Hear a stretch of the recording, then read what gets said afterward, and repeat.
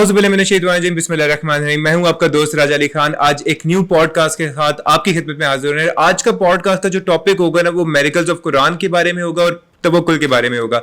और इसके लिए आज हमने अपने स्टूडियो में इनवाइट किया एक बहुत ही प्यारी पर्सनैलिटी को, सैयद अली बुखारी। इनको आपने इंस्टाग्राम के ऊपर देखा होगा, फेसबुक के ऊपर देखा होगा, यूट्यूब के ऊपर देखा होगा, और बहुत ही माशाल्लाह से अच्छा काम कर रहे हैं दीन इस्लाम के लिए। और इनकी जो मोस्ट फेवरेट सीरीज है ना मेरी, वो भी इसी चीज के ऊपर है, मेरिकल्स ऑफ कुरान के ऊपर। तो अस्सलाम वालेकुम अली भाई, कैसे हैं आप? क्या हाल चाल है आपका? वालेकुम सलाम रहमतुल्लाह। ठीक ठाक, कैसे हो आप? अल्लाह का शुक्र। आपकी मेरिकल ऑफ कुरान की सीरीज जो मैंने देखी यार, गूज बम्स, लिटरली रोंगटे खड़े हो जाते हैं आपकी वीडियोस देख के।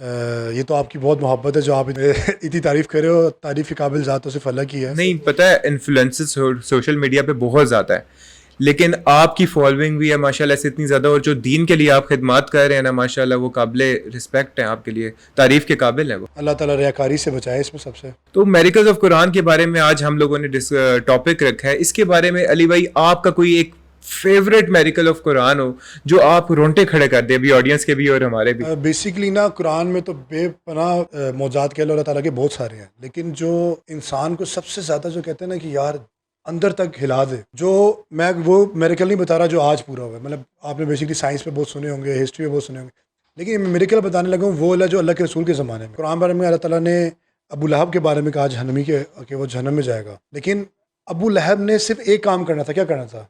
जस्ट ये कहना था कि मैं इस्लाम कबूल करता हूँ, अल्लाह को मानता हूँ और उसके रसूल को मानता हूँ। वो कुरान को उसी वक्त डिनाई कर सकता था, गलत साबित कर सकता था, लेकिन उसने नहीं किया। क्यों नहीं किया? ये एक मौजज़ा है अल्लाह ताला का कि अल्लाह ताला ने प्रेडिक्शन कर दी थी उस शख्स की कि यार ये बंदा हदायत याफ्ता नहीं हो सकता कभी भी। हालांकि उस टाइम पे ये वही नाजिल हो चुकी थी, और अगर उस टाइम पे वो कुरान को प्रूव करने के लिए करता, सुभान अल्लाह, कर सकता था। और सबसे बड़ी बात, अबू जहल नाम रख दिया अल्लाह के रसूल ने, अपने चचा का नाम रखा अबू जहल, जिसको हम बड़ा मशहूर जानते हैं। अब अबू जहल नाम रखने के बाद अगर वो फ़ौरन इस्लाम कबूल करता, रसूलुल्लाह की बात गलत साबित हो जाती, लेकिन नहीं किया, उसने नहीं किया इस्लाम कबूल। सुभान अल्लाह। कुरान का सबसे बड़ा मौजज़ा जो मुझे सबसे ज़्यादा अट्रैक्ट करता कि यार कुरान तो उसी वक्त झूठा साबित हो जाता, एक उसको टाइम ही लगना था गलत साबित होने के लिए। और वो लोग तो चाहते ही थे उस टाइम पे, वो चाहते तो कर सकते थे वो, लेकिन नहीं किया उन्होंने। ये कुरान का बहुत बड़ा मौजज़ा है जो मतलब आज की छोड़ दो आप, क्रिएशन ऑफ यूनिवर्स, इजिप्टोलॉजी छोड़ दो, सारी चीज़ें छोड़ दो, एम्ब्रोलॉजी छोड़ दो, ये तो चलो एक साइंटिफिक चीज़ें आज जो जाके हमें समझ आ रही हैं, आज चीज़ें सामने आ रही तो हमें पता लग रहा है, लेकिन ये वो चीज़ थी जो वो खुद कर सकते थे अपने हाथ से, लेकिन उन्होंने नहीं किया। और वाकई में ये नोटिसेबल एक पॉइंट है इसका भी, क्योंकि उस टाइम पे कुरान उतर रहा था और वही आ चुकी थी इस बारे में, लेकिन उसके बाद वो कुरान को गलत साबित करने के लिए इस्लाम कबूल कर लेता, लेकिन नहीं किया। जस्ट उसने ये कहना था कि मैं मानता हूँ, मैं इस्लाम कबूल करता हूँ, मैं मानता हूँ अल्लाह एक है। झूठ भी बोल देता वो, आपको हिस्ट्री के पूरे रिकॉर्ड में कहीं झूठा भी ये नहीं मिलेगा। उसके बाद अबू लहब की डेथ भी काफी टाइम बाद हुई थी, अपनी जिंदगी में वो कर सकता था। ये काफी टाइम बाद तो नहीं, हो तो गई थी, लेकिन यार देखो, अगर मिसाल के तौर पे आज आपको एक चीज़ मैं कह दूं कि मैं कहूँ अपने बारे में कि मैं एक बहुत बड़ा नजूमी हूँ, मैं अभी आपको प्रेडिक्ट करता हूँ कि आप कभी भी ये काम नहीं करोगे। अब आप मुझे गलत साबित करने के लिए उसी वक्त वो काम कर लोगे, यार ठीक है मैं गलत साबित करता हूँ, ये लो जी कर लिया, बिल्कुल, लेकिन नहीं किया वो चीज़। अच्छा, और इसके बारे में कोई इंटरेस्टिंग आप मुज्जात वगैरह बताएं जो इजिप्टोलॉजिस्ट आपकी देखे होगे मेरी फिरौन के ऊपर वो वीडियो, एंशिएंट इजिप्ट के ऊपर आपने मेरी वीडियोस देखी होंगी, जो सबसे ज़्यादा आपको कि मतलब जिनको व्यूज़ भी सबसे ज़्यादा मिले मुझे। बेसिकली वो मौज़ात ऐसे मौज़े हैं जो मतलब अल्लाह के रसूल के ज़माने से पहले हो चुके थे। सोचने वाला बंदा कहेगा कि यार मे भी इन्होंने ये नाउज़ुबिल्लाह कॉपी किया कहीं से, या कहीं से वो चीज़ लेके आया। अब मैं कुरान की आपको 2-3 ऐसे मौज़े बताता हूँ जो मतलब पॉसिबल ही नहीं होना। बेसिकली ये बात पहले समझना ज़रूरी है कि जो इजिप्शियंस की जो लैंग्वेज थी ना, जिसको हीरोग्राफिक्स हम बोलते हैं आज, वो लैंग्वेज पूरी की पूरी 5th से 6th सेंचुरी के अंदर ख़त्म हो गई थी। वो लैंग्वेज रसूलुल्लाह के ज़माने तक ख़त्म हो चुकी हुई थी, क्योंकि रोमन एंड पर्शियन एम्पायर जब उनकी जब हुकूमत आई तो रोमन्स एंड पर्शियन एम्पायर वालों ने उनको सब टेक ओवर किया और सारा कुछ, उनकी पूरी लैंग्वेज खत्म कर दी, उनके टेम्पल सारे तबाह कर दिए। रोमन्स तो क्रिश्चियंस थे, तो उन्होंने तो सारा के सारा उनके टेम्पल सब खत्म कर दिया, सब कुछ खत्म कर दिया, उनकी लैंग्वेजेस खत्म कर दी। जो हीरोग्राफिक्स है ना, उनको समझने की, आपको इंग्लिश आती है, मैं अरबी जुबान आपके सामने ले आता, आप अकेले अपना दिमाग लगा के क्या समझ सकते? बोल नहीं रहा भी, आपको तो ये भी नहीं पता बोलना पढ़ना कैसे है उसको। हाँ जी, अभी आपने जस्ट अरबी जुबान देखनी है और आपने उसको डिकोड करना है कि कैसे करना। इम्पॉसिबल है, नहीं किया जा सकता, नहीं कर सकता कोई भी। तो बेसिकली ये बात सबसे बड़ा प्रूव है कि रसूलुल्लाह के ज़माने में तो डिकोडिंग भी नहीं हुई थी इस लैंग्वेज की। मतलब ये लैंग्वेज ये तो 18th सेंचुरी में जाके रसल स्टोन बेसिकली एक वो दरियाफ्त होता, उसकी हेल्प से ना इसकी डिकोडिंग की गई थी। अभी मैं नाम भूल गया उनका जिन्होंने इसकी डिकोडिंग की थी, تو بیسیکلی 18 سینچری میں جا کے اس کی ڈیکوڈنگ سٹارٹ ہوئی تھی اور 19 سینچری میں جا کے پراپرلی اس کو ہیلوگرافکس کو سمجھا گیا تھا. اس سے پہلے تو کسی کو یہ بھی نہیں پتا کہ یہ اس کے اندر مینشن کیا ہے. وہ جب ڈی کوڈ ہوا تھا تو اس کے اندر کیا مینشن تھا اور کیسے وہ بات بیسیکلی وہ ان کی ایجپشنز کی ہسٹری آپ پڑھنی ہے آپ نے کہ پہلے کون کون سے یہ گزرے, بادشاہ گزرے, فرعون گزرے اور یہ چیزیں. اب جو میں بات مطلب یہ بتانا, یہ بیک گراؤنڈ دینا میں چاہتا کہ بیسیکلی ہیروگرافکس اللہ کے رسول کے زمانے میں نہیں, مطلب ہیروگرافکس کی جو سمجھ تھی نا وہ اس ٹائم نہیں تھی, ختم ہو چکی ہوئی تھی. اب اللہ کے رسول کے زمانے میں کچھ شخصیت کے بارے میں ایسے کچھ باتیں ایسی آتی ہیں جو کہ ہم آج مثال کے طور پہ حمان, لفظ حمان قرآن کے اندر مینشن ہے فرعون کے واقعے میں. ہاں, اب حمان ورڈ جو ہے بیسیکلی قرآن جو بتا رہا ہے کہ بیسیکلی وہ کنسٹرکشن والا کوئی بندہ تھا, اور بائبل کے اندر بک آف ایسٹر کے اندر آتا ہے کہ حمان ایک پرشیا کے بادشاہ کا اسسٹنٹ تھا. اب موسٹلی لوگ کہتے ہیں بائبل کی کاپی ہے قرآن, لیکن اگر کاپی ہوتی تو ظاہری بات ہے کہ قرآن بھی اس کو اسسٹنٹ ہی بتاتا, سیم وہی بات بتاتا نا قرآن پاک میں بھی اللہ تعالیٰ, لیکن قرآن نے وہ بات نہیں بتائی.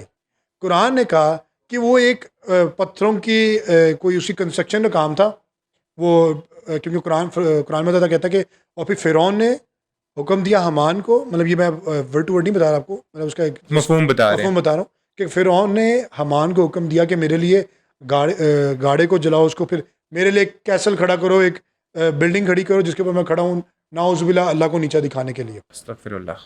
لیکن بیسیکلی بتایا گیا کہ حمان وہ شخص تھا جو ایجپٹ میں تھا, اور اس کے بعد اس کا کیا کام تھا, کنسٹرکشن کا. یہ قرآن بتاتا ہے ہمیں, قرآن بتاتا ہے یہ, ٹھیک ہے. بائبل کے اندر یہ ہے کہ وہ پرشین تھا, پرشیا کے بادشاہ کے, پرشین تھا یہ نہیں بتاتا, پرشیا کے بادشاہ کے ساتھ تھا لیکن پرشیا میں تھا.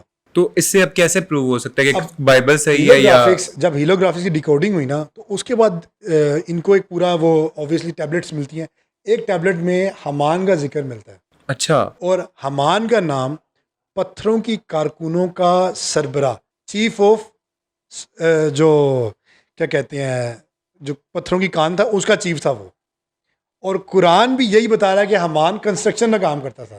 قرآن نے اسپیسیفکلی یہ نہیں کہا کہ وہ کنسٹرکشن میں کام کر رہے ہو, اور قرآن وہی بات بتا رہا ہے 1400 سال پہلے ہمارے بھی پتہ لگا, اور یہ بات اس سے بھی بہت زیادہ پرانی ہے. اسی میرے خیال سے آج سے کوئی 4-5 ہزار سال پرانی بات ہے یہ. میں بھی یہ آئی تھنک 2000 BC ایگزیکٹ میں بھول گیا ہوں, میں نے پڑھا تھا اس کے اوپر. ایون کہ اس کے اوپر 2 بڑے ایجپٹالوجسٹ جو تھے انہوں نے پورا بتایا کہ جو حمان ہے اور اس کا جو فرعون کیا ان کا ریلیشن بھی تھا. خالی یہاں تک بات نہیں ہے کہ ایجپٹالوجسٹ تھے, میں اس کا نام بھول گیا ہوں اس ٹائم, میری ویڈیو میں آپ دیکھو گے اس میں نے بتایا بھی ان کا, ایون کہ ریفرنس بھی مینشن کیا ہے کہ یہ کہاں پہ لکھا ہوا ہے. اس ٹائم آن لائن آپ کو ایجپٹ کی لینگویجز کے پورے کی پوری ڈیکوڈنگ ہوئی ہوئی ود ریفرنس آپ کو آن لائن ملتا ہے سارا کچھ. اچھا. ہاں, یہ آپ جا کے کراس چیک کر سکتے ہو میری ویڈیو میں, کہ اگر ہو سکا تو اس ویڈیو میں بھی ایڈ کر دیں گے انشاءاللہ, اگر اس میں پاسبل ہوا تو ہم ایڈ کروا لیں گے نیچے ریفرنس جو میں حمان والی بات کر رہا ہوں. اچھا. کوئی بھی جا کے آن لائن سرچ کر سکتا ہے جو میں حمان والی بات اینشنٹ ایجپٹ کی جو ٹیبلٹس میں سے نکلا ہے وہ بات مینشن ہے اس کے اندر. اور ٹیبلٹس کتنی پرانی, رسول اللہ صلی اللہ علیہ وسلم ان سے بھی پرانی.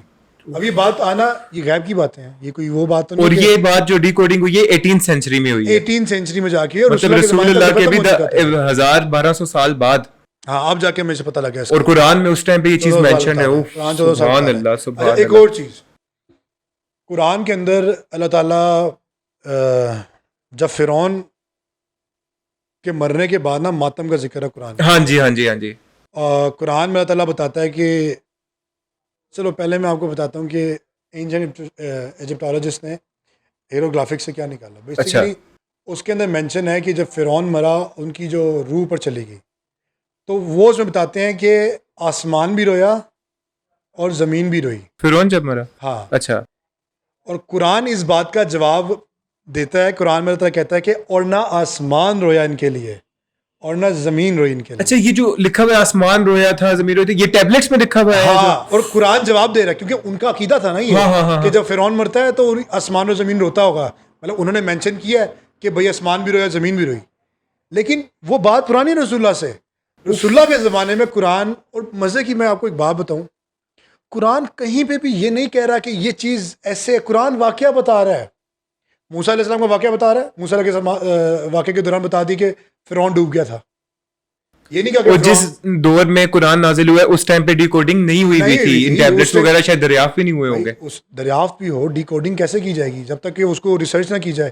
7 سینچری تک تو, سوری 6 سینچری تک تو آپ کا کیا نام ہے 5 سینچری 5 to 6 سینچری تک آپ کو تو رومن پرشین میں پائے گا سارا کے سارا وہ آ گیا تھا. ہاں جی بالکل. تو انہوں نے سارے کے سارے ٹیمپل ہی تباہ کر دیے تھے ان کے, تو ڈیکوڈنگ کہاں سے ہوتی؟ جتنے بھی جانے والے تو سب ختم ہو گئے تھے. سبحان اللہ یار, یہ لٹرلی گوز پمپس مجھے بھی آ رہے ہیں مجھے بھی جب میں سوچتا ہوں نا یہ چیز کہ قرآن کیا مطلب کیا بتا رہا ہے قرآن. تو انسان کو ایک دفعہ ہلاتی ہے چیز کہ قرآن 1400 سال پہلے. اب دیکھو یار وہ جواب اس کا ہے پورا, اور نہ آسمان رویا اور نہ زمین روئی, پورا ایگزیکٹ جواب ان کی بات کو درست کیا گیا, ایگزیکٹ جواب. اللہ اکبر, اللہ اکبر, اللہ اکبر. یہ بہت حیران کرنے والی بات ہے کہ یہ والا جواب ہے نا قرآن میں, کوئی عام انسان نہیں کر سکتا یہ چیز. یہ مطلب اب آپ امیجن کرو, رسول اللہ پڑھے لکھے نہیں تھے, لکھنا پڑھنا نہیں جانتے تھے, ٹھیک ہے, یا تو بندہ کہنا کرسچینٹی کی بکس کھول کے پڑھ لی, چلو کسی نے قرآن کی پہلی آیت جو نازل ہوئی تھی وہی یہی تھی, سورہ پڑھ اپنے رب کے نام سے. اب بیسکلی آپ دیکھو کہ قرآن میں اللہ تعالیٰ کیا نام ہے جو رسول اللہ پہ نازل ہوا, یہ 23 سال کے ڈیوریشن میں نازل ہوا. ہاں جی, یہ نہیں کہ 4-5 دن میں یا 1-2 مہینے میں یا 1 سال کے اندر. اور قرآن کی جتنی بھی آیتیں ہیں سیکوینس بائی سیکوینس الگ الگ صورتوں کی آتی رہی ہیں. ہاں جی, ایک سورت کی ایک یہ نہیں ہوا کہ سورہ بقرہ چلی تو سورہ بقرہ کی ساری آیتیں آئی ہیں, پھر سورہ آل عمران کی آئی ہیں, سورہ مائدہ کی آئی ہیں, یہ نہیں ہوا. سورہ بقرہ کی اپنی جگہ آ رہی ہیں, المائدہ کی اپنی جگہ آ رہی ہیں, سورہ کاف کی اپنی جگہ آ رہی ہیں, سورہ ایمان کی اپنی جگہ آ رہی ہیں.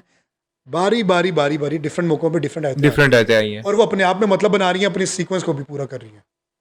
یہ ایک اپنی بہت بڑا موضوع ہے. سبحان اللہ. اچھا مزے کی بات, اگر کسی شخص سے قرآن لکھنا ہے, اس کو لاز کا پتہ ہونا چاہیے, بزنس لا کا پتہ ہونا چاہیے, اس کو فیملیز کا لاز پتہ ہونا چاہیے, اس کو یہ پتہ ہونا چاہیے. اگر کوئی شخص لکھتا ہے اس کو یہ پتہ ہونا چاہیے کہ اگر فیملی ہے تو فیملی کو لے کے کیسے چلنا ہے, اگر کوئی حکومت قائم کرنی ہے تو حکومت کیسے چلانی ہے, اگر آپ نے ایک ایجوکیشن کا سسٹم بنایا ایجوکیشن کا سسٹم کیا بنانا چاہیے, اگر آپ نے وظیفے دینے ہیں کسی کے تو وظیفے کیسے دینے ہیں, اس کو یہ پتہ ہونا چاہیے اس شخص کو کہ اگر آپ نے کوئی حکومت چلانی ہے تو اس کے اندر کون کون سے لاز لانے ہیں اسٹیبلٹی کے لیے. مطلب قرآن میں ہر چیز مینشنڈ ہے. آپ کے سارے کیا ہے, یہ آپ کا جو اسلامی نظام ہے کیا ہے, یہ اس نظام کہاں سے آیا کہ یہ ایک شخص یہ گناہ کرے تو اس کی یہ سزا پبلک کے لیے اگر سامنے آتا ہے, اگر بندہ قتل کرے تو اس کی سزا قتل ہے, اگر چوری کرے تو اس کی سزا ہاتھ کاٹنا ہے, اگر انسان کوئی بھی ایسا گناہ کرے, سود بھی حرام ہے اسلام میں.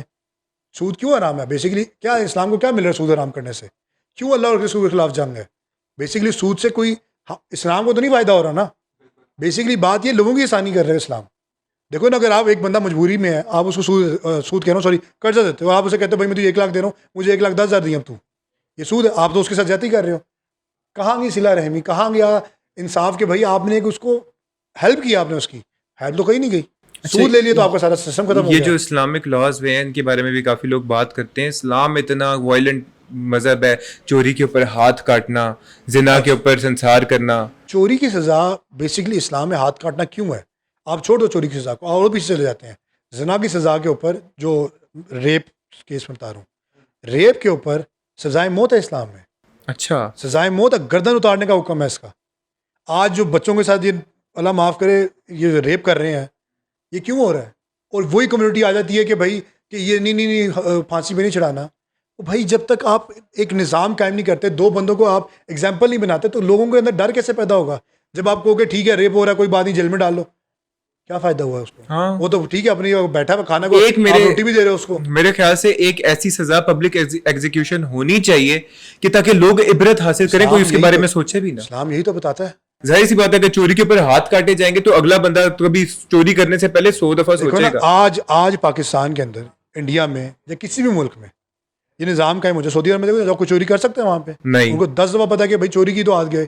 وہاں پہ تو میں نے یہ سنا ہے کہ لوگ نماز کے ٹائم کے اوپر نا اپنی ساری دکانیں وغیرہ ایسی ہوتا ہے دکانیں کھلی چھوڑ کے چلے جاتے ہیں, ان کو ٹینشن ہی نہیں ہوتی کہ الحمدللہ ایسے ہوتا ہے. یہ اللہ رسول کے زمانے میں تو آگے تک ہوتا تھا یہ, لیکن ظاہر بتا ابھی حالات جیسا چل رہے ہیں تو, لیکن مکہ میں بھی ہوتا ہے یہ. بیسکلی اگر آپ دیکھو کہ جب تک یہ نظام نہیں ہوں گے تب تک آپ اپنی کسی بھی گورنمنٹ کو, کسی بھی ادارے کو, کسی بھی جگہ کو چلا نہیں سکتے. مثال کے طور پہ اگر آپ کی آرگنائزیشن کوئی بھی آرگنائزیشن ہے, اگر وہ کہ ٹھیک ہے جی کوئی سزا نہیں ہے, بندہ چھٹی کہہ رہا جا رہا ہے, آپ پے نہیں کاٹ رہے اس کی, ہاں وہ تو پھر اپنا چل رہے گا, پھر وہ کہے گا کہ میں جاؤں تب بھی اتنی پیسے ملیں. ہر چیز کا نظام ہے. ہاں جی. اچھا مزے کی بات, اسلام جن چیزوں سے روکتا ہے اس میں ہم لوگوں کا فائدہ ہے, نقصان کیا ہے؟ اسلام کہتا ہے کہ فلاں چیز نہیں کھانی, وہ ہمارے لیے فائدہ ہے. اسلام کسی چیز سے روک رہا ہے وہ ہمارے لیے نقصان دہ ہے. شراب سے روک رہا ہے, شراب ہمارے لیے نقصان دہ ہے. جو بھی اسلام میں جن چیزوں کو پروہیبٹ کیا گیا ہے ایسے ہی وہ ساری ہمارے فائدے کے لیے ہی ہے. اور اچھا ایک چیز میں ایڈ کرنا چاہوں گا اس میں, قرآن میں یہ سمجھتا ہوں کہ ایک زندہ کتاب ہے. میں جب بھی قرآن پاک کو پڑھا ہے نا ترجمے کے ساتھ, تو وہ کسی نہ کسی طریقے سے میری زندگی کے ساتھ لنک ہوئی ہے. فار ایگزامپل ابھی میری زندگی میں کچھ سچویشن چل رہی ہوں, میں قرآن پاک کھول رہا ہوں, جو سیکوینس ہے حالانکہ میں پڑھ رہا ہوں, ٹھیک ہے, سورہ النساء, سورہ ال عمران, یہ ساری میں پڑھ چکا ہوں. تو وہی واقعات جو میرے ارد گرد چل رہے ہیں میرے دماغ میں, انہی کے جوابات مجھے اس قرآن کی آیات سے مل رہے ہیں, اور مجھے لگ رہا ہے کہ یہ مجھے ہی اللہ سبحانہ و تعالیٰ میرے لیے یہ ہر چیز ہے, میں ریلیٹ کر پا رہا ہوں نا. دیکھو قرآن ضابطہ حیات ہے. یہ کیوں, دیکھو نا, اگر یہ تو یہ لاسٹ بک نہ ہوتی, لاسٹ پروفٹ رسول اللہ صلی اللہ علیہ وسلم نہ ہوتے, تو یہ اینڈ ٹائم تک کے لیے نہیں ہوتی. قرآن میری نظر میں اپنے آپ میں ہی ایک معجزہ ہے اللہ کا, سبحان اللہ میں ہے نا. دیکھو یار, مجھے ایک بات بتاؤ, دنیا کے کروڑوں پتی لوگ سوسائڈ کر رہے ہیں, بڑے بڑے ایکٹرس آپ ہاں جی بالکل سنگر سوسائڈ کر رہے ہیں, کیوں کر رہے ہیں؟ کیونکہ ان کو انر پیس نہیں مل رہا. یار دیکھو, میرے نزدیک جو سب سے زیادہ انسان کو غور کرنا چاہیے نا اپنے اندر سے, کہ یار یہ چیز انسان کو ڈسٹروائے کر سکتی ہے, یا مطلب اگر ایک انسان کو موٹیویشن چاہیے اپنے آپ میں کہ یار میں کیوں اللہ کی فرما بردار بنوں, میں کیوں اللہ تعالیٰ کی باتیں مانوں, اور میں کیوں اس چیز کے بارے میں سوچوں بھی کہ میں نے برا کام نہیں کرنا, غلط کام نہیں کرنا, کوئی بھی کسی بھی اعتبار سے. بہت امپورٹنٹ پوائنٹ ہے یہ. وہ واحد ایک جواب ہے, موت. موت ایک واحد چیز ہے جس کا کوئی بھی انکار نہیں کر سکتا. یہ ڈاکٹر اسرار احمد کی بھی میں نے ویڈیو دیکھی تھی اسی بارے میں, انہوں نے بھی یہ فرمایا تھا کہ خدا کا انکار لوگ کر سکتے ہیں لیکن موت کا انکار کوئی بھی نہیں کر سکتا. لیکن جب انسان یہ سوچتا ہے نا کہ مرنا ہے, تو پھر انسان یہ سوچنے میں مجبور ہوتا ہے کہ پھر کیا ہونا ہے. اور اسلام میں تو کانسیپٹ ہی ہمارا یہ ساری اس زندگی سے زیادہ امپورٹنٹ بتا رہی ہے. ایتھیزم ہر چیز آپ کو بتا رہی ہے, یہ سائنس آپ کو ہر چیز بتاتی ہے, لیکن آج تک سائنس یہ نہیں بتا سکتی کہ مرنے کے بعد ہونا کیا ہے. ہاں جی یہ تو ہے بالکل. دیکھو نا, آپ کیا ہوگا آپ کے ساتھ, آپ مطلب کچھ بھی نہیں پتا اسلام. اور اس کے سارے جوابات جو ہیں وہ ہمیں قرآن اور حدیث میں ملتے ہیں. obviously آپ دیکھو, اس دنیا میں آنے سے پہلے آپ کو احساس تھا کہ آپ دنیا میں نہیں تھے, احساس آپ کی زندگی میں نہیں تھا, آپ کو نہیں پتا, آپ ایگزسٹ ہی نہیں کر رہے تھے. ہمارے آنے کے بعد ہم جب بچے تھے, ہمیں یہ بھی نہیں پتا کہ بچے ماں کے پیٹ میں تھے, ہمیں کچھ نہیں پتا, کچھ بھی نہیں یاد ہی نہیں ہے. لیکن اب ہم اس دنیا میں ہیں, ہمیں یہ پتا کہ اب مرنا ہے. وہ سٹیجز تو ہم نے گزار لی ہیں جن کے بارے میں نہیں پتا تھا. اب ہم نے واپس اسی سٹیج میں واپس آنا ہے جب ہم کچھ نہیں رہیں گے. لیکن ایک سٹیج ایسی آنی جب ہم نے سب چیزوں کو جواب دینا ہے, جس کے اللہ تعالیٰ نے دنیا میں بھیجا ہے. اللہ تعالیٰ کے لیے کیا ہے, اللہ تعالیٰ تو کچھ بھی کر سکتا ہے ہمارے ساتھ. اللہ تعالیٰ اللہ کل شیء قدیر, تمہارا پروردگار ہر چیز کے اوپر قادر ہے, ہر چیز پہ قادر ہے. اور مزے کی بات, اگر اللہ تعالیٰ ہمیں جہنم میں بھی ڈال دے, اللہ سے کون پوچھنے والا. میرے رونٹے کھڑے ہوتے ہیں اس ایک چیز کو سوچ کے. ابھی 4 بندے آ کے ہمیں گھسیٹ کے پکڑ کے کدھر لے جائیں, ہم تو اتنے کمزور ہیں 4 بندوں کا مقابلہ نہیں کر سکتے. قیامت کے دن جب فرشتے ہمیں جہنم, فار ایگزامپل جہنم کی سزا سنا دی گئی ہے, اللہ معاف کرے, تو وہ اگر ہمیں فرشتے گھسیٹ کے لے کے جا رہے ہیں, اس ٹائم پہ ہم کتنے بے بس ہیں. پولیس صراط کو کراس کرنے ہمارے سامنے لوگ کٹ کر کے گر رہے ہیں. یہ تو بہت آگے چلے گئے ہو. ہم عائشہ نے نا رسول اللہ سے سوال کیا کہ یا رسول اللہ, کیا ہم سب برہنہ کھڑے ہوں گے اللہ کے آگے میدان حشر میں؟ تو لڑکوں نے کہا ہاں ہم سب برہنہ ہوں گے. تو ہم عائشہ نے کہا کہ یا رسول اللہ کیا شرم نہیں آئے گی ہم لوگوں کو؟ اللہ کے رسول نے فرمایا, اے عائشہ وہ منظر اتنا ہولناک ہوگا نا کہ ہر شخص کہے گا کہ کاش میری باری نہ آئے, اے اللہ میری باری نہ آئے بس. میں وہ اس طرح نظر جھکا کے کھڑا ہوگا ہر شخص کہ کسی طریقے سے میں بچ جاؤں اور اس جگہ سے نکل جاؤں. وہ اتنا منظر خطرناک ہوگا. تو یہ سوچنا کہ ساتھ ننگا کوئی کھڑا ہے یا برہنہ کھڑا ہوا ہے, اس کو سب کو اپنی اپنی پڑی ہوگی. ہر شخص یہ کہہ رہا ہو کہ آج مجھے اللہ تو کسی سے نہ بخش دے. وہ قرآن میں بھی تھا نا, اللہ تعالیٰ کو شخص کو جب ڈالا جائے گا جہنم کی آگ میں, اس کا اسکن اتر جائے گی, اسکل رہ جائے گا اس کا, اور پھر وہ اللہ تعالیٰ سے کہے گا کہ اے اللہ مجھے صرف ایک مہلت دے دے, ایک مہلت دے دے مجھے کہ کسی طریقے سے میں اس آگ سے بچ جاؤں. تو یہ انسان کی, اللہ تعالیٰ ہم سب کو جہنم کی آگ سے بچائے, ہم سب پہ اللہ تعالیٰ سلامتی کرے, کہ وہ اتنا ہولناک منظر ہوگا کہ انسان سوچ نہیں سکتا. قیامت کے دن کے بارے میں نا یہ ہے کہ 50,000 سال کا ایک دن ہے قیامت کا دن جو ہے, اور وہ ختم ہی نہیں ہوگا. اور اس دن اللہ سبحانہ تعالیٰ کا نام ہوگا القہار. اس نام کے حساب سے اللہ تعالیٰ ٹریٹ کریں گے نا, جس طرح اس دنیا میں رحمان ہے, رحیم ہے, غفور ہے, معاف کرنے والا ہے. لیکن یہ صرف تب تک ہے جب تک آپ کی سانس نہیں نکلتی, جب تک آپ کی جسم سے جان نہیں نکلتی. اس کے بعد توبہ کے سارے دروازے بند ہیں. اس ٹائم پہ قرآن پاک میں اللہ سبحانہ تعالیٰ نے فرمایا, اس ٹائم پہ لوگ کہیں گے کہ ہمیں ایک دن کے لیے واپس بھیج دیں, ہم سارا کچھ ٹھیک کر کے آ جائیں, لیکن اس ٹائم پہ بہت دیر ہو چکی ہوگی. اور جب اللہ سوچیں جس انسان کے خلاف فیصلہ اللہ نے سنا دیا کہ یہ جہنمی ہے, اس کا کیا ہوگا.